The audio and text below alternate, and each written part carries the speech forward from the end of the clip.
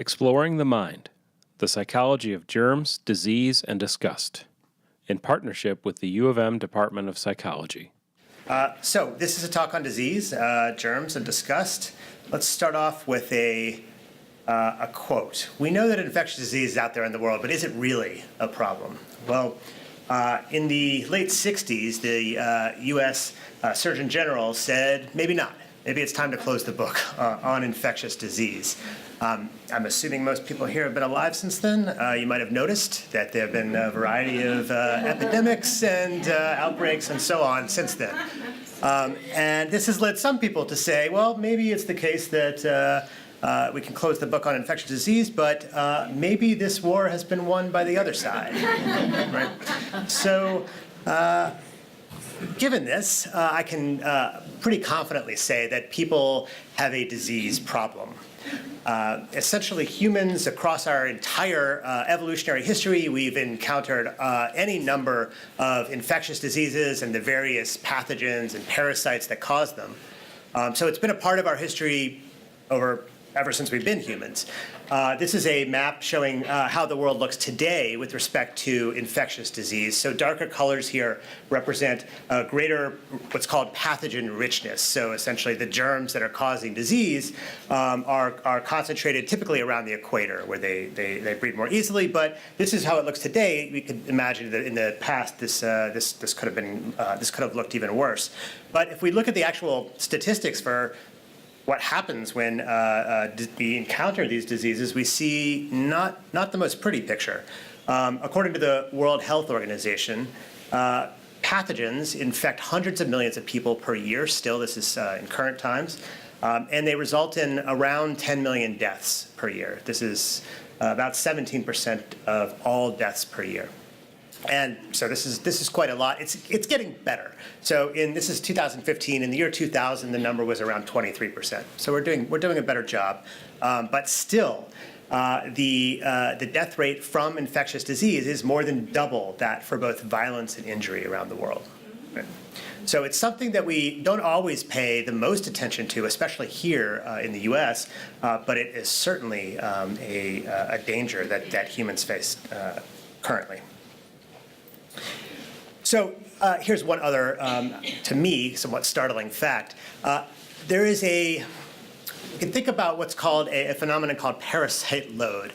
It's sort of an interesting term for the idea that if we look at a number of human societies around the world, especially those that reside using relatively traditional means of living, so for instance, less industrialized societies, those with less sanitation and less advanced hygiene practices, living in places that might look like this, we see that the parasite load represents the number of people that are currently infected with parasites. In such places, it's about 70 to 95% of all individuals in these societies are currently infected with worms and or additional other pathogens. And we might think that these kind of environments are not that far removed from the types of environments we would have lived in across our human history. And I think what this suggests is that disease has not been rare. It's not been rare across our history. In fact, for most of our history, it's likely that we were infected by something. Right? And that's going to be, it's not just a shocking fact, it's going to come back later, and we'll see what it means for our life in modern day society. It's obvious that we still care about these things in the industrialized world. I don't know if you go online ever to check the restaurant report here in Ann Arbor. This is the restaurant report in terms of food contaminations and number of city violations. So we still report these kind of things. We pay attention to these kind of things with the idea that some places may offer more disease-related dangers than others. So we still care about these. So given all of these facts, what I'd like to essentially ask tonight is this question of how we deal with this topic of infectious disease, not from a public health perspective. So this is going to be a talk on psychology. So what I'm interested in is how people think about disease, how we think about disease and how we use our various thoughts and feelings and emotions to manage this idea of infectious disease? What do we do when we're confronted with information about germs? And when we feel disgust, what does that do to various aspects of our choices and decisions and so on? So what I'm going to talk about for the rest of the talk are three big topics. So I'm going to start off with a really brief history, just to give you a sense of how we got to where we are in terms of thinking about this idea of infection. And then I'll spend a lot of time talking about this management issue. So the ways in which our psychology is tuned to pay attention to germs and to react to it in ways that might actually help keep us safe from those germs. And then finally, I'm going to tell you about some research that's been done that goes beyond this idea of germs, showing that many of the ways we might think about certain types of decisions have an underlying current of this idea of disease threat, even though we don't think about disease when we make those decisions. Okay. That's where we're going to go tonight. This is a talk related to germs and disgust. I will try to avoid showing you too many disgusting images. There might be an occasional thing to settle your stomach. Okay, a quick history of thinking about disease. So humans have thought about this notion of disease in a wide variety of ways, across cultures, across time. Most of the time, we've been somewhat accurate, but mostly wrong about how disease works. So here are a few examples of these. We could think about early concepts related to things like Pandora's box. So Pandora's box is one of these ideas that actually directly relates to the notion of spirits being contained in this box. But you release the spirits, they go out and infect humans. They infect people. And this notion of spirit infection was thought to perhaps underlie the diseases that people saw popping up in their societies. Around the time of Hippocrates, we start to see people talking about what's called humoral imbalances. So essentially the notion was that there are different kind of substances that are flowing through our body, and if they get out of whack in terms of how much of one substance versus how much of another substance, this can cause disease. A big topic around the time of the bubonic plague was this idea of miasma. And miasma is the notion that disease spreads because of bad air. So if you're in the place where the air is particularly foul for whatever reason, you might become infected by that air, and then you will develop a disease. And this led doctors of the time, some doctors of the time, to develop these almost costumes that were designed to help protect them from this bad air. So you see a lot of them involve these big noses. I had a picture at the very beginning slide of another big nose. And sort of the idea being it was protecting them from this big air, from this bad air.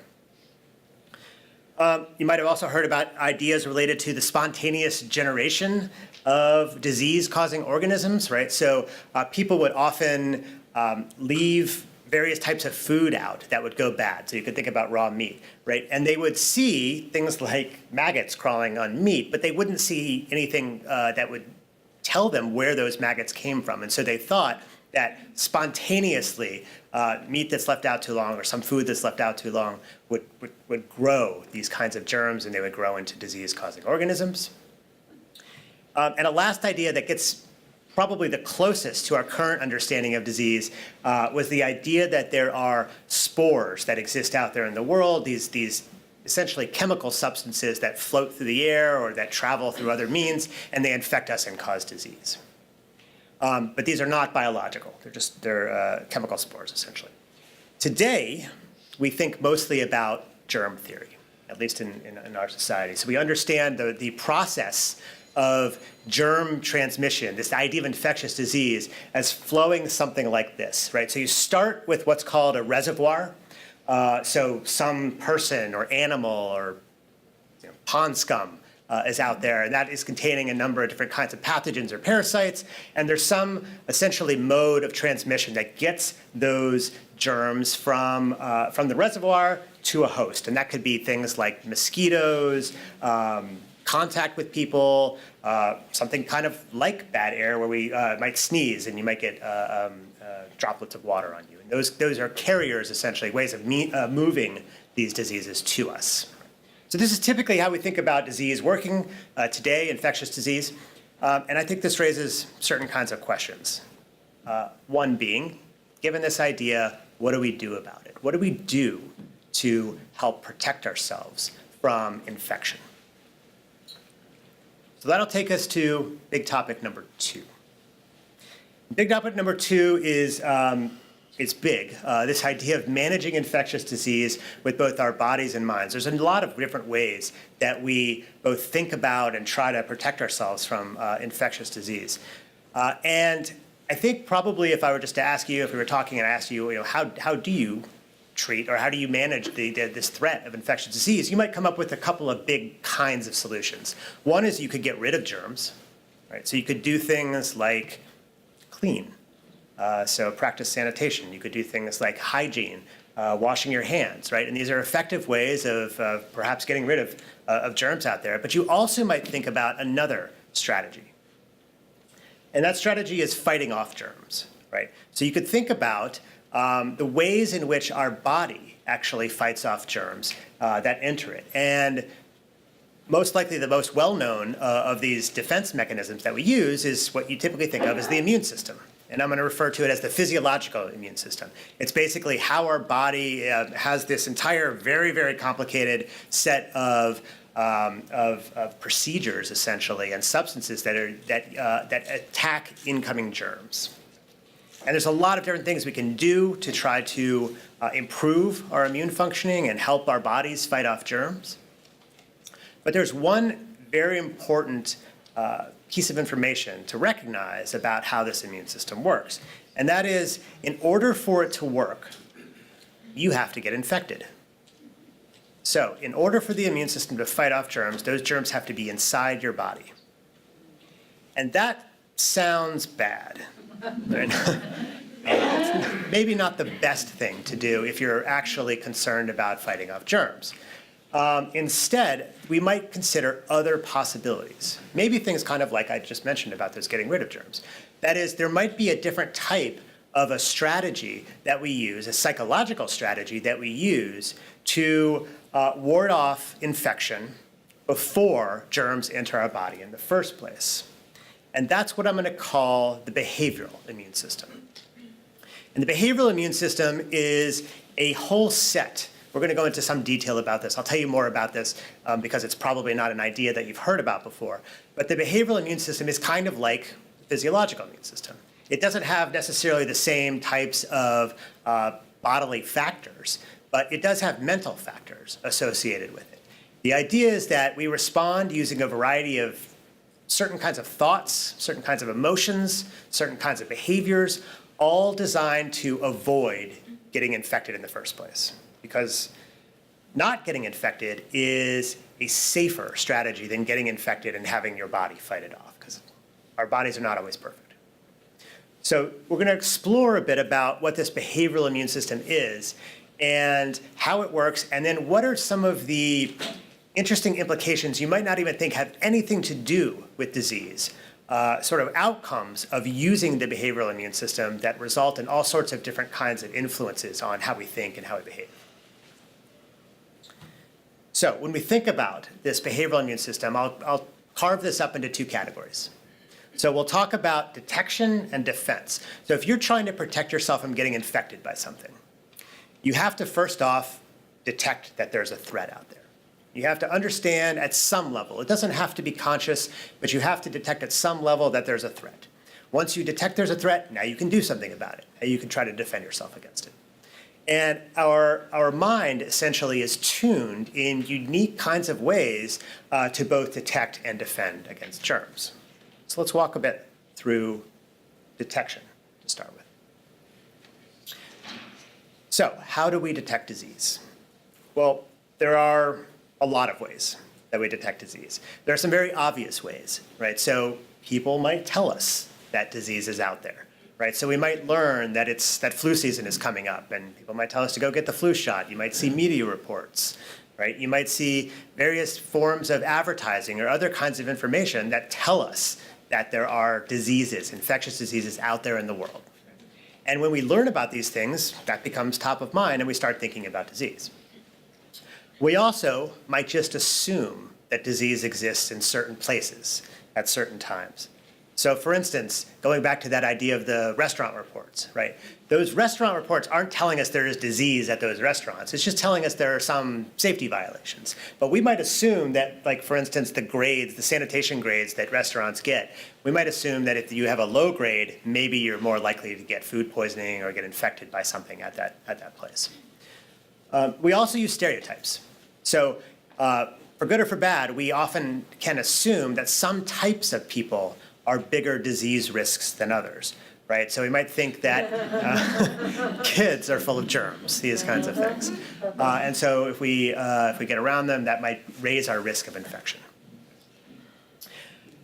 So those are all well and good, but I'm going to talk mostly about a third possibility here, and this is the idea that we also sense the possibility of disease. So we don't really think, I mean, my assumption is that day to day, you're not walking around thinking about how you sense diseases out in the world. But if we really do have an effective behavioral immune system, well, it has to work in some way. And if we know that there's all sorts of theories that humans have come up with over time and across cultures for how disease works, well, some of those are right, maybe more right than others. Some of those are definitely going to be wrong. That's not going to be the best way for our behavioral immune system to respond. Instead, maybe there are sort of more built-in ways of detecting disease through our senses that our behavioral immune system responds to. And so that's what we'll talk a bit about now. So what I'm going to do is tell you a bit about this idea of, just think about your five senses. So the basic five senses, the classic five senses. How do we use each of those to maybe tell whether there's germs or disease out there in the environment? So before I tell you how this actually works, what I'm going to start with is how people think it works. So essentially this question: do people think that their senses are effective in helping to identify disease danger? And so we did a little bit of research on this to first just understand what are people's beliefs about this. If I just polled the audience here, what would you say you think is effective in terms of detecting whether there is an infection risk out there in the world? So we asked about 1,400 people to identify their beliefs about how useful each of the five senses is. So you see at the bottom there, sight, sound, touch, smell, taste. And what we were just interested in is just understanding. We had no predictions here. We just wanted to know what people said. What do they actually believe about this? And the context here was whether or not you can tell that another person is sick. That is, are they infected with some type of contagious illness? Here's what people told us. So a lot of variation across these senses. Some of this might make a lot of sense to you, right? So people told us that the most effective was how that person looks. So what do they look like? Second one was how they sound, right? Can we tell what they sound like in terms of identifying whether they're sick or not, and so on down the row, where smell and taste are somewhat less, seem to be somewhat less effective in terms of how people think about these, taste being especially ineffective. It's probably not shocking. We don't go around essentially tasting people to decide if they're sick, and that's what people told us in the study. Things like this. Yeah, I think we all agree. And so yes, so people say that taste is not so effective here. We also asked them about another context, and that is perceived usefulness of these senses with food. And here you might expect a different set of beliefs, and we did get a different pattern here. People still say that sight is important. So they still look at the food when they're trying to determine if it's infected with some type of toxin or pathogen. But they also say that the smell and the taste are going to be particularly effective with respect to correctly identifying the infection risk here. Okay, so I started with this because I wanted to just put us on the same page with respect to what people believe. Now I'm going to tell you a bit about what we know in terms of the data out there with respect to, can people actually do this? Do we actually detect disease effectively? Before I get into this, though, this question of whether or not people's beliefs are accurate is a very big question. I can't really go into detail about every aspect of it, mostly because we don't know enough. There's a lot of research that's remaining to be done about this question. What I can tell you is some information that we do know about each of these senses, and at least give you a picture around where people's beliefs might hold up and where they might not. All right, let's go through each of these 5 classic senses. Okay, sight. So this is the one that people said was going to be the most effective across contexts. And it turns out that at least some initial studies suggest that people can do this. They can tell whether somebody is sick with an infectious disease just by looking at them. They're not great at it. So essentially they can do this at around 55 to 65% accuracy. So that's not great, but it's better than flipping a coin. Right? So they can sort of do it. That said, we also know that people presume a number of different kinds of physical features of other people that are totally harmless are representative of sickness. And I'll tell you a bit more about that in just a bit. So people, despite the fact that they are accurate at detecting disease, people also are often wrong. How about smell? So, it also turns out, again, there's only been a couple of studies on this, but it turns out that people, in humans anyway, people can tell whether or not somebody is infected or not, depending on their scent. Again, they're not great at it, but they can do it, it seems, slightly better than chance. That said, again, people also respond to scent in terms of, or they treat scent as bad using other types of categories. So it turns out that people also think that the scent of strangers is more aversive and more bad, essentially, than the scent of friends and familiar people.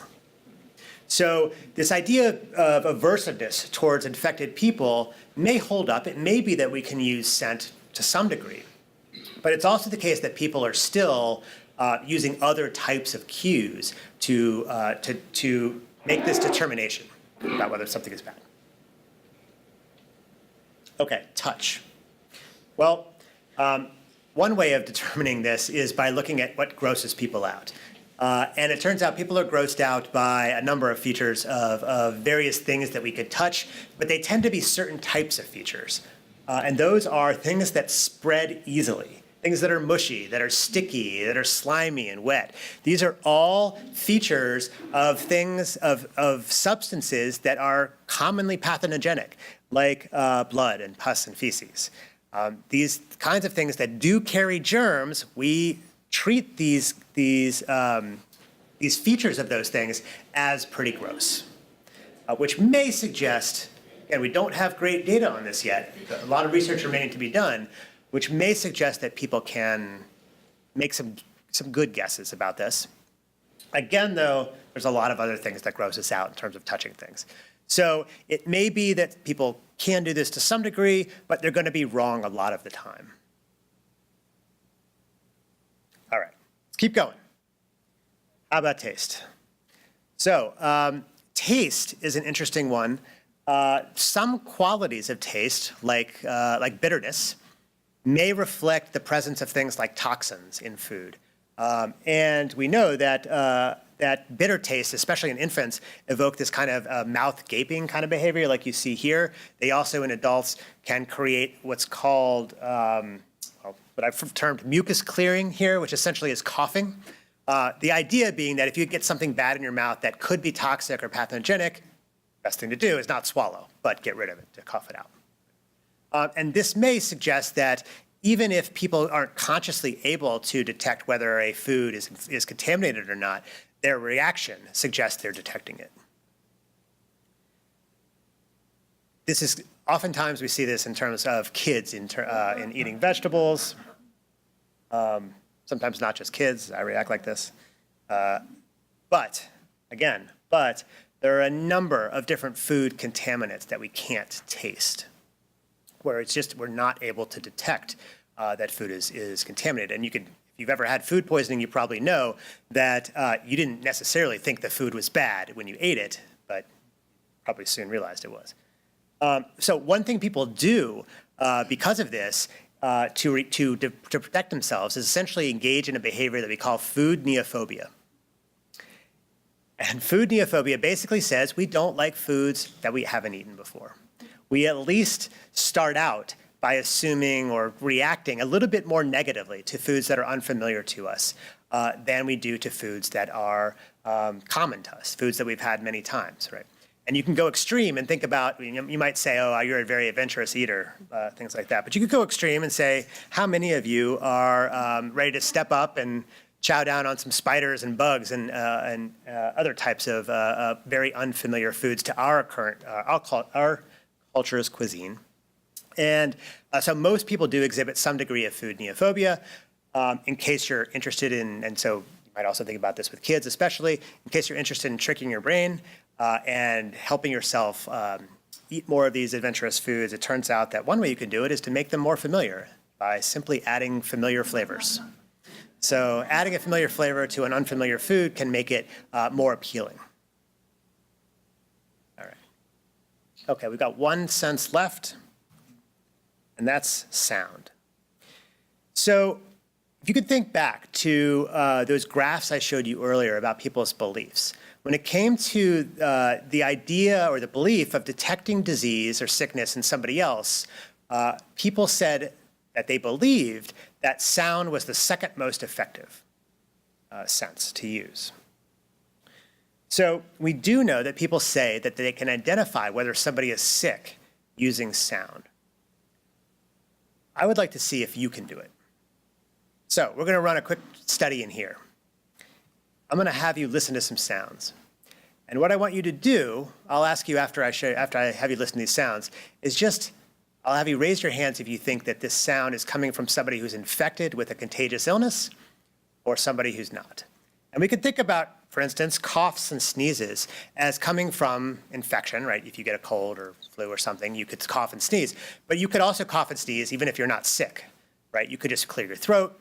You could get dust in your nose, anything like that. Could also produce these same kind of sounds. So what I want to see is, can you accurately identify sickness? So I will tell you in advance that I'll do the coughs first and then the sneezes. 50%, 2 out of 4 of each of these categories is actually coming from somebody who's sick. Okay. Let's try it.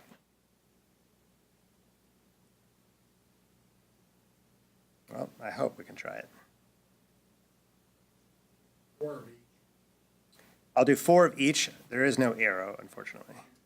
Look at the screen. Excellent. Here we go. So I'll do all the coughs, and then I'll ask you to identify them. I won't go one at a time. I'll do it through them all.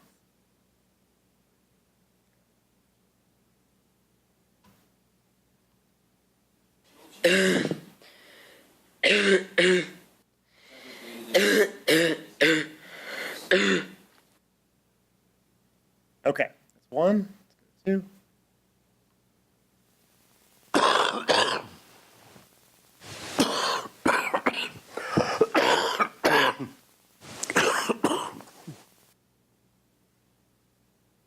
Number 3.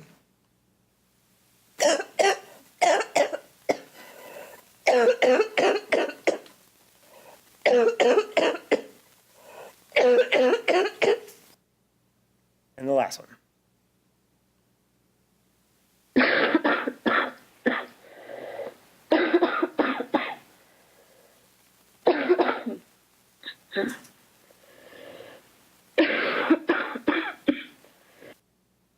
Okay, so we did all 4, so hopefully you can remember back what these were. So let's just do it by a show of hands. How many people think number 1 is coming from a person with an infectious illness?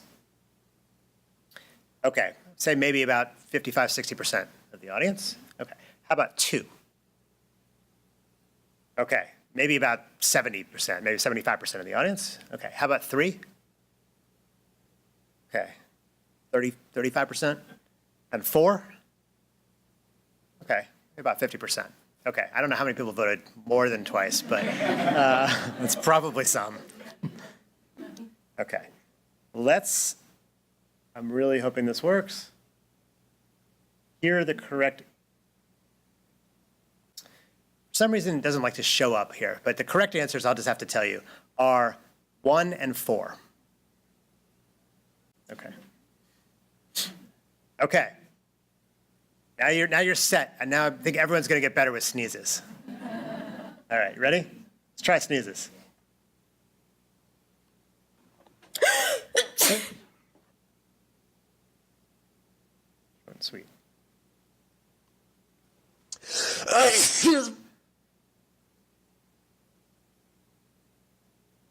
Three.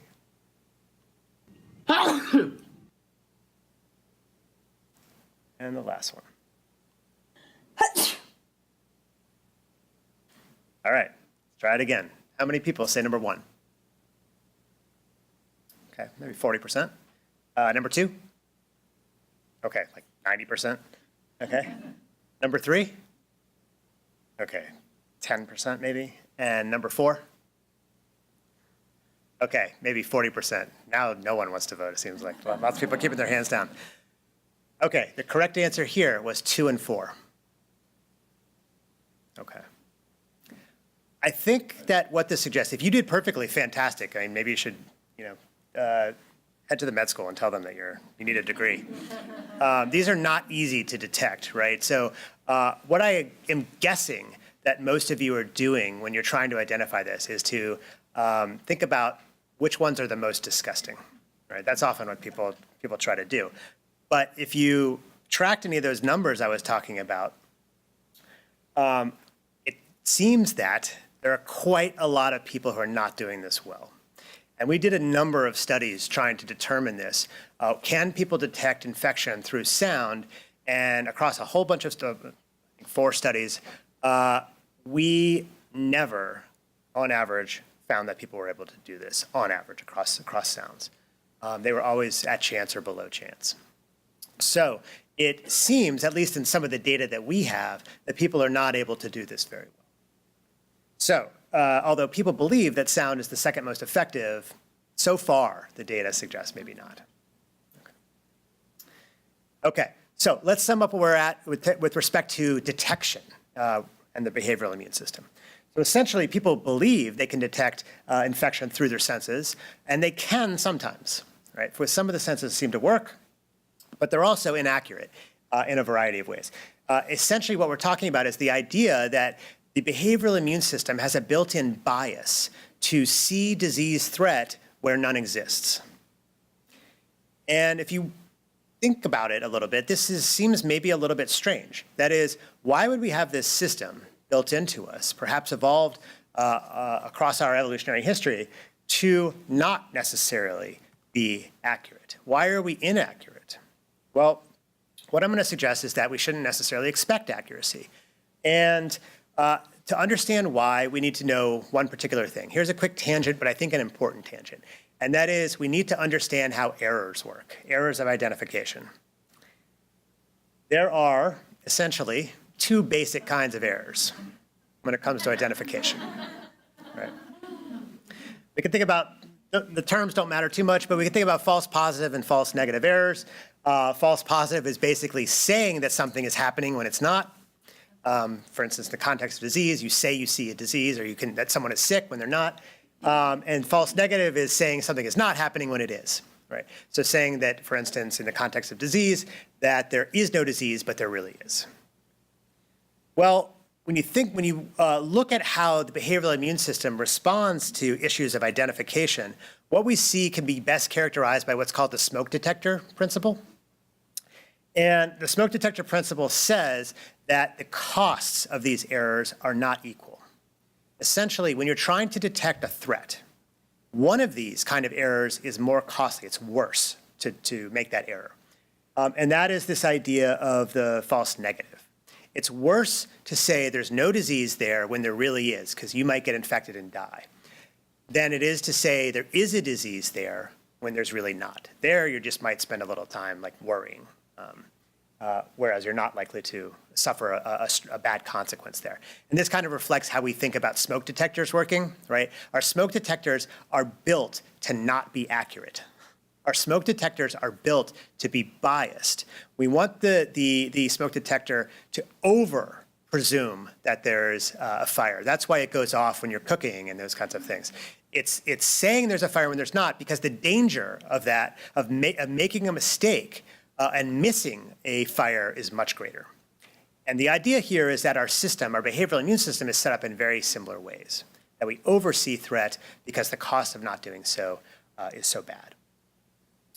I have this up here not because it's directly connected to this idea of detecting disease, but because I think it's such an important slide. In fact, if you take nothing else away from the talk tonight, I hope you remember this idea of errors and the ways in which we have built into our system bias. That is, we're oftentimes not evolved to be accurate in the world. We're evolved sometimes to be biased. Okay, so that's detection.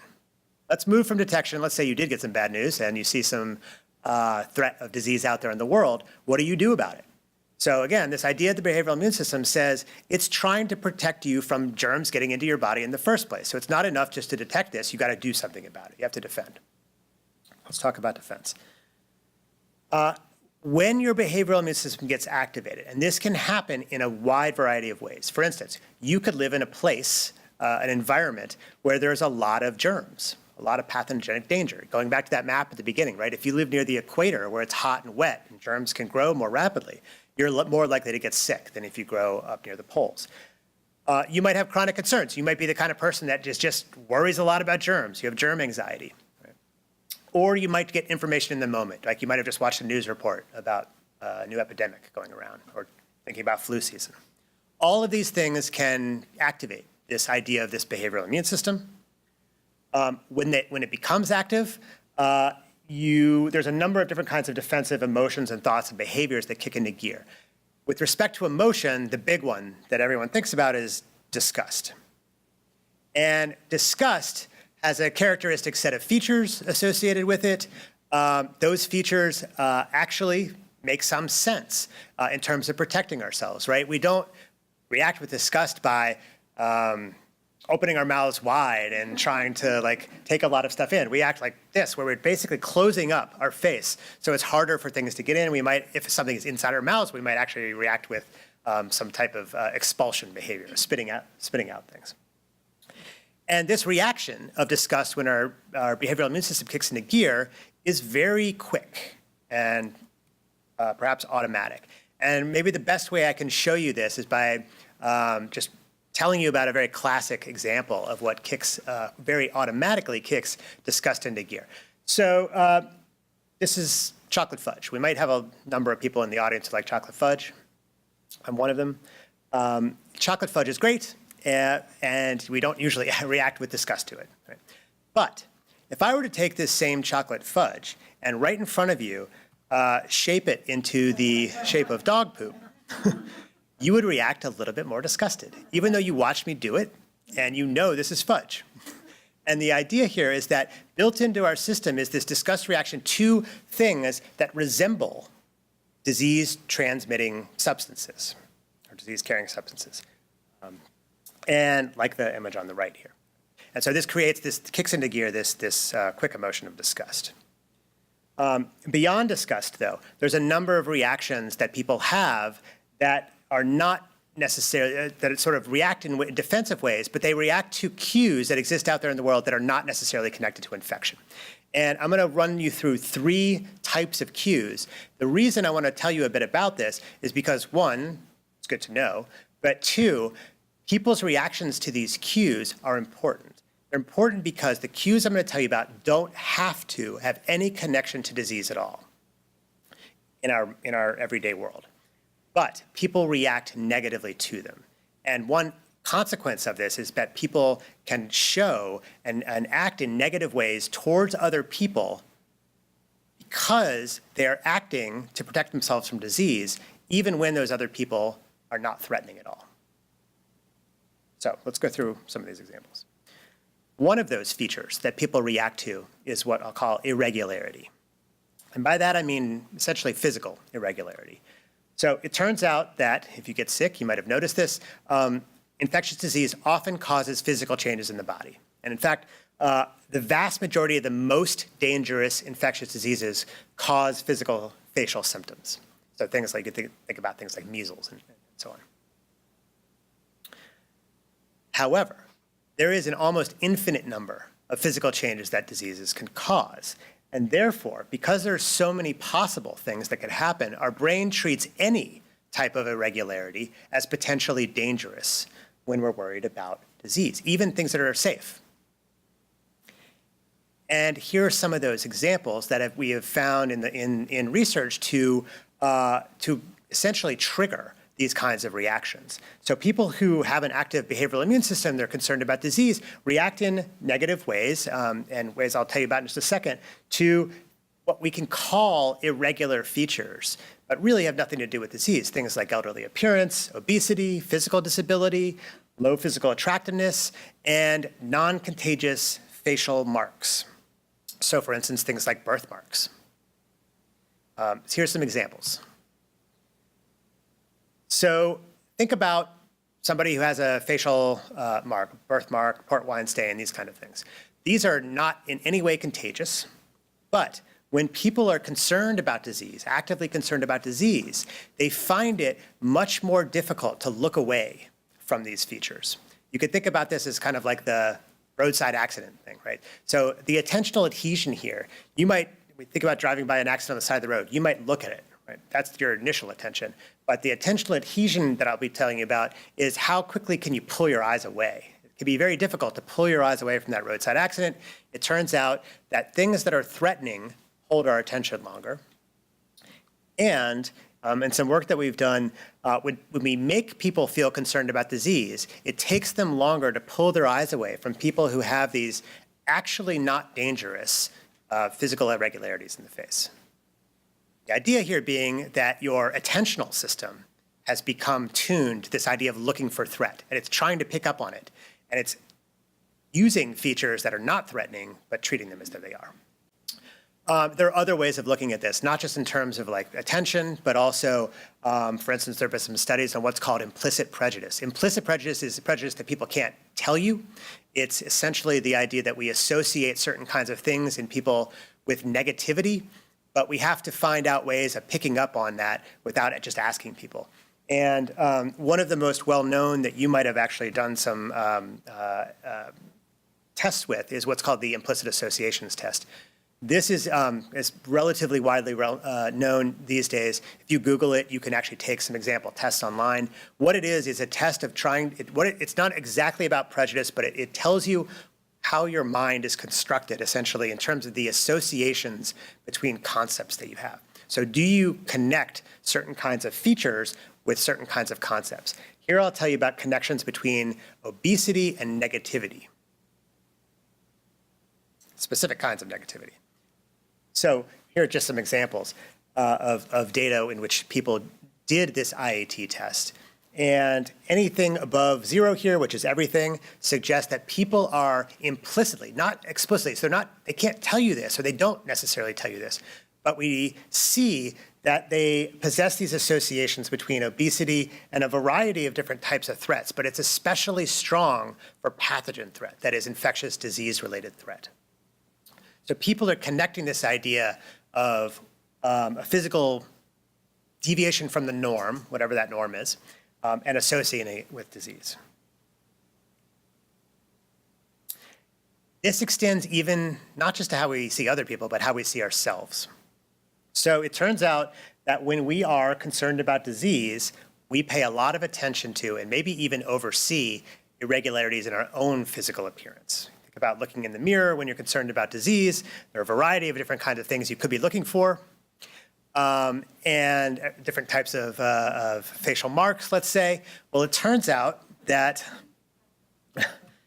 when people are concerned about disease, they see more physical flaws in themselves, and they want to do things to fix that. And by fix, what I mean is everything from cover them up, so try to use makeup and other kinds of cover-ups, to very extreme measures like liposuction, plastic surgery, and so on. So these concerns about disease filter into this idea of seeing physical irregularity as a danger. Okay, moving on. I'll quickly go for these last two.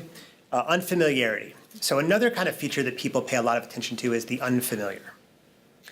And why? Why is this related to disease? Well, think about how your actual physiological immune system works. Let's say you get a flu shot, right? The way your flu shot helps boost your immune system functioning is it exposes you to a threat. And once you've been exposed to that, your immune system is better able to attack that particular type of germ. Our mind works in similar ways about unfamiliarity. So essentially, because we are more vulnerable to germs that we haven't encountered before, we show heightened negativity towards the unfamiliar. There are also different kinds of social norms that we take part in. I'll show you a slide on this in a second, that help prevent disease transmission. And the ones that we share with other people are the ones that are most familiar. So when you are concerned about disease, we see that people show more negative reactions towards unfamiliar people and objects, and more positive reactions towards familiar. You gravitate towards the familiar and away from the unfamiliar. Here are some examples. So this has been looked at in the context of attitudes towards various groups, including here, immigrants. And what we see, this on the left here is people who were asked to allocate government funds to the support immigration. I believe this is in Canada. And the idea was they could allocate those funds to different types of immigrant groups. Groups that were from familiar countries, countries that that people in Canada have a lot of exposure to, or that they well know, or immigrants from more foreign countries. And what you see is that when other threats were going on in a person's mind, they didn't discriminate between these two groups. But when disease threat was in a person's mind, they increased the amount they wanted to spend on the familiar immigrants, and they decreased the amount they wanted to spend on the unfamiliar immigrants. So unfamiliarity playing a role here. You might not have thought of immigration as being something precisely tied to disease threat in this way. We also see across countries, so each data point, each point on here is a different country. Parasite stress is a measure of, it's kind of like how many diseases exist in that place. How likely are you to be infected if you live in that country? The more parasite stress that exists there in a country, the more the social norms that exist promote traditional behavior. Traditional behavior being those things that are familiar to people. So they essentially suppress new norms and grab and push people towards accepting very traditional norms. And finally, with respect to familiarity, this plays out in terms of food preferences too. So we did some studies on food preferences where we had people decide whether they're going to take part in a taste test, and we gave them different types of foods to think about, like chocolate chip cookies as a familiar domestic food, or foreign cookies, a different type of cookie they had never seen before. And we also activated disease in their minds by having them think about disease. And here's what you find. So if you think of that, look at the kind of yellowish brown bars, it turns out that when people are not thinking about anything in particular, they actually want to try the new things. They want to try the foreign cookies more. But once you make them think about disease, now they really drastically reduce their interest in that and they go towards the familiar food. Okay. Last feature that I'll tell you about. Prior contact. So germs spread primarily, although we often think about airborne germs, they spread primarily through physical contact, through touch. So what that means is that if your behavioral immune system is working, it's going to treat touch as threatening. And one way to look at this is in some work that we did on products that people have touched before. Secondhand or used products are, by definition, people have worn them before or held them before. And what we see is that the amount that people are willing to pay for these type of products goes down for used products when people are worried about disease and goes up for new products. These don't look too big, but these are percentages. It's about 10% a drop in the price people are willing to pay for those used products when they're just thinking about disease. Interestingly, it does matter who owned those products before. You don't see this when those products are coming from friends. You do see it when they're coming from strangers, kind of going back to this idea that we are averse to unfamiliar people. Okay, so to summarize what I just told you about this defense component of the behavioral immune system, When we're concerned about disease, there are three kind of features that people really take into account and become threatening. And we react to this in a number of different ways. So that is essentially what I wanted to tell you about with respect to the behavioral immune system. I wanted to just give you some really quick examples, however, of how our behavioral immune system might work and influence our behavior and our thinking in contexts that don't seem at all connected to disease. That is, this kind of stuff is so built in, we react in ways that look more negative, in some contexts anyway, even in contexts where there's no disease present. So this is broader impacts. And a big area of work that people have discussed with respect to this is what's called psychological contagion, or you might have heard, if you've ever heard about this, you also could have heard it referred to as magical contagion. This is an idea that basically says that many cultures have. That is, that there are certain things that we call essences, whatever that is, that transfer between people and objects, or between objects and people. So a kind of classic way of thinking about this, you might think about it as like a voodoo doll. Right? Voodoo doll presumably works because the essence of a person is built into this object. You hurt the object and it hurts the person. Right? So what you're doing there is treating this inanimate object as though it contains some type of essence of a person. And we do things like this in our daily lives. For instance, here's a classic example of this. Let's say you were going to buy a used sweater. So you went to the secondhand store and you were going to buy a sweater, and this sweater, you know somebody else has worn it. That's all well and good, but how many of you would agree to right now put on this sweater if you knew it was previously worn by Hitler? Or somebody else that you might think of as bad. We could even think about this, what this sweater looks like. Maybe it's a Cosby sweater. So would you put on this sweater? Well, it turns out that people usually say no. They would not, even though it's just a sweater. And the reason is they feel that there's something bad about it. Can't quite put their finger on it. They feel there's something bad about the sweater. And the idea is that something, some essence has transferred from Hitler or from Cosby into the sweater, and you put that on, and it's going to infect you somehow. And this is the idea. People aren't worried about infection per se with germs, but what they're worried about is infection of essences. And this has a lot of implications for how we act, let's say, in terms of the shopping and buying behavior that we do. So people, shoppers, avoid products that they think are contaminated by essences. Like, for instance, if you walked into a store aisle and you saw this, does this make you want to buy flip-flops? It turns out that when people see cues that other shoppers have been touching products, they don't like those products as much. So they react negatively. What if you were shopping for soup and you saw this? So here, your soup is touching, the soup package is touching feminine hygiene products.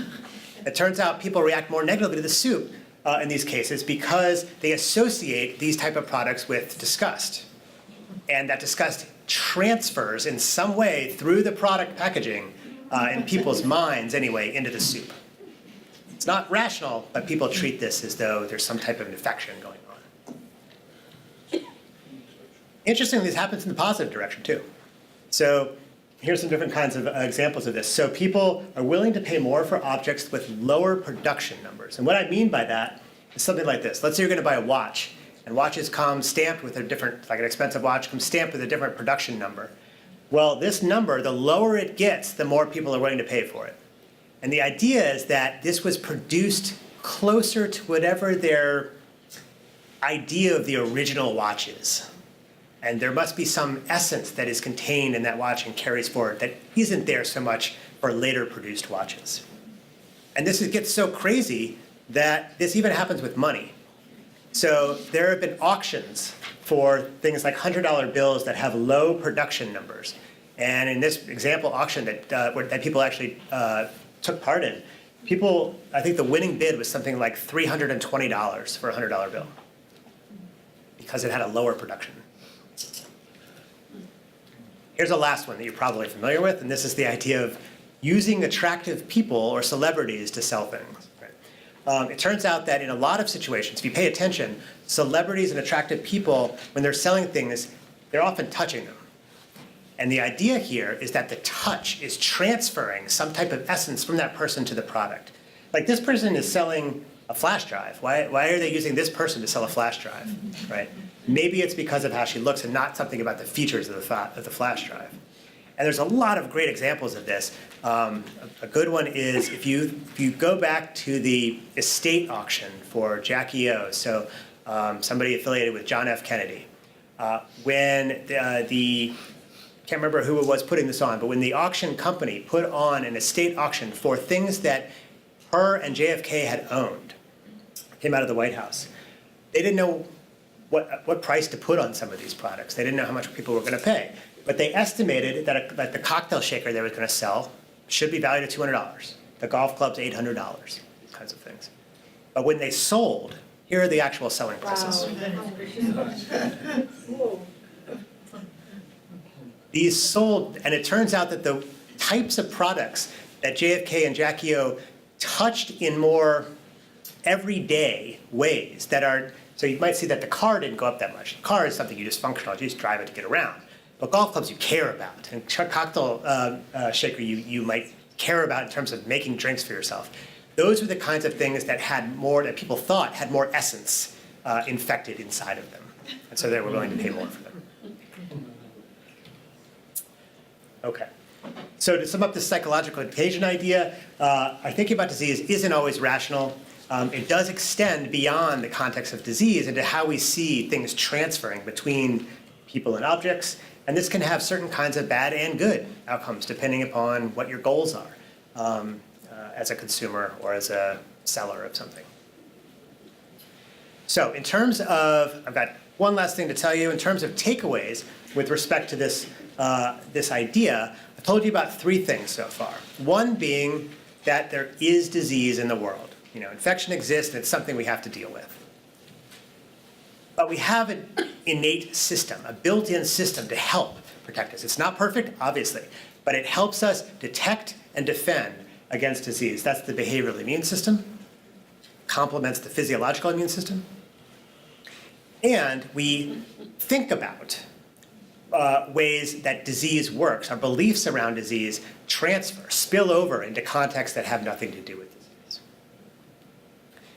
So I think given all this, I want to ask one last question, and that is, what should we actually do about germs, given everything I just told you? Should we try to get rid of them? Should we not? What should we do? Should we eventually try to live in a bubble? Sometimes people try to do this. Should we take very extreme measures to try to stay clean? People sometimes take very extreme measures, hopefully not like in this picture. What I'm going to propose to you is that maybe not. Maybe we don't want to take such extreme measures to protect ourselves from disease. And to introduce this to you, I just want to make you do a quick thought experiment. So I want you to think about yourself right now. Think about your body. What counts as your body? I want you to think about everything inside of it, all the organs, all the blood, all the cells. That's what you think about with respect to your body. Now, just think about those cells. If we count objectively, I go in and count all of the cells in your body, it turns out that on average, 60% of those are bacteria. There's only 40% of you that's human right now sitting in your chair. That's it. 60% of you is germs. So you are more germs than people by number of cells. And I think what this suggests is maybe we should be a little cautious about trying to get rid of all the germs, right? In fact, there are some problems that come with living in too clean a world that you might have heard about that make the news. A lot of these can be represented by what's known as the hygiene hypothesis. And the basic idea here is that it turns out that in more industrialized societies, those that have more advanced sanitation and hygiene practices, more widespread use of those, there has been a rise over time in allergic diseases, diseases that involve inflammation of the body, compared to societies that still maintain more traditional practices. And the hygiene hypothesis says that this rise in allergic diseases might have a certain kind of an origin. There might be a certain kind of a cause for that. And that is, it may be that we're living in too clean a world. Why would that be important? Well, if we have, over our human history, evolved to be in certain kinds of environments. Remember, I mentioned that idea at the beginning about parasite load. Most people in traditional societies are infected at any given time. If that's how we evolved, well, then our immune systems probably evolved along with that type of environment. It probably evolved to expect that we would be infected. And when we remove the germs that exist in our environment, it throws off the tuning of our immune systems. And the hygiene hypothesis basically says that living in too clean a world can lead to dysregulation of our immune system. It starts acting in ways, it overacts in ways to things that aren't actually threatening. So we get things like inflammation when we don't need it, allergies to things that are not actually diseases, and so on.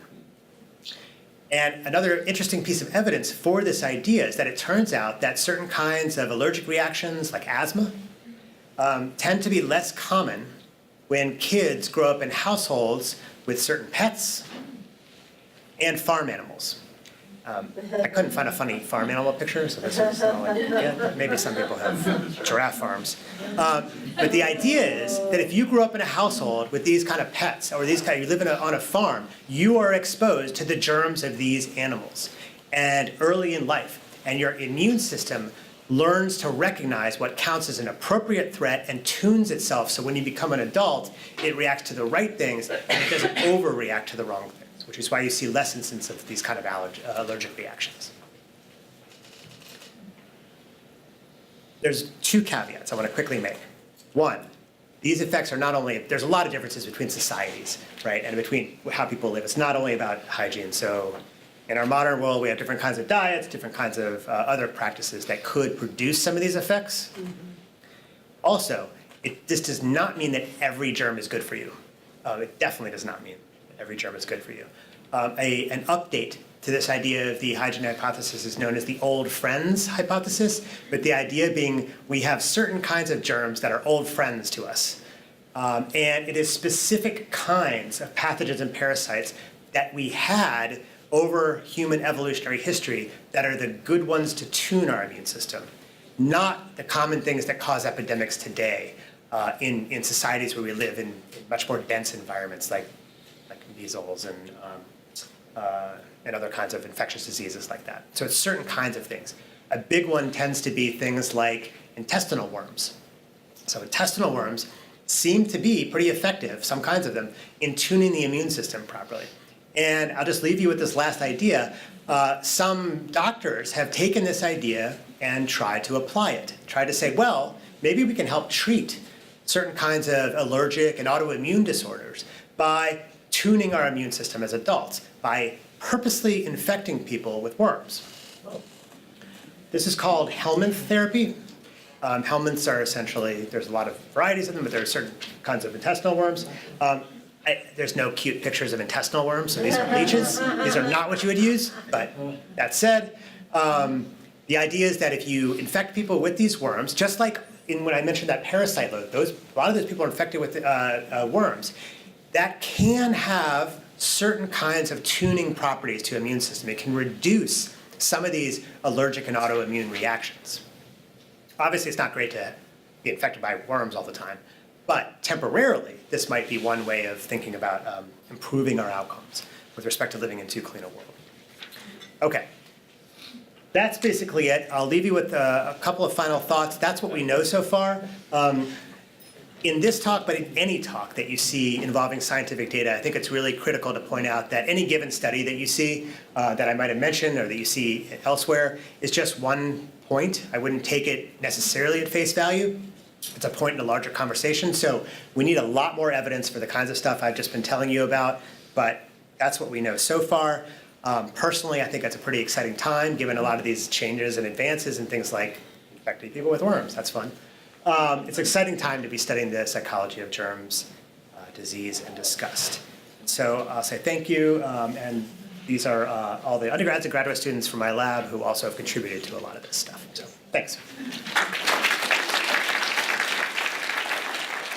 This program was recorded on October 29th, 2018 at the Ann Arbor District Library.